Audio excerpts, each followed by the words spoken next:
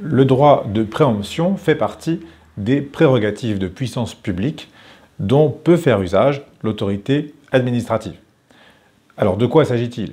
Lorsque le propriétaire d'un bien immeuble ou d'un bien incorporel entend vendre ce bien,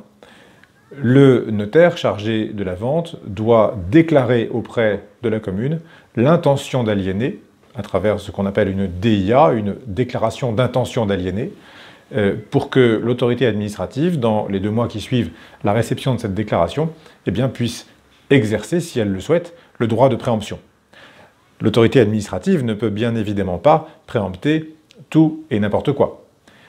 La préemption suppose, dans la mesure où elle dépossède celui qui s'apprêtait à acquérir l'élément vendu, eh bien, elle suppose que,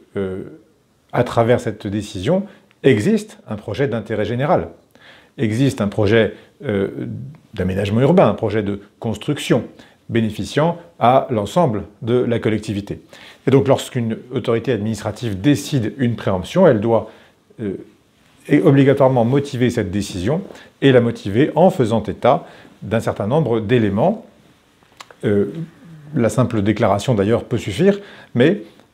qui font la démonstration de ce qu'elle a, à travers cette décision de préemption, un projet d'intérêt public.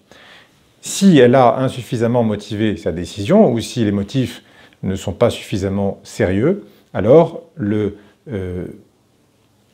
la victime, si j'ose dire, le destinataire de la décision de préemption, il y en a 2 en réalité, il y a celui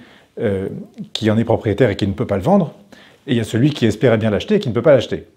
L'un comme l'autre peuvent saisir le tribunal administratif d'un recours en annulation de cette décision de préemption, et le juge appréciera si les motifs pour lesquels elle a été prise sont des motifs d'intérêt général suffisamment précis, suffisamment étayés et sérieux, et à défaut, risque de prononcer l'annulation de cette décision.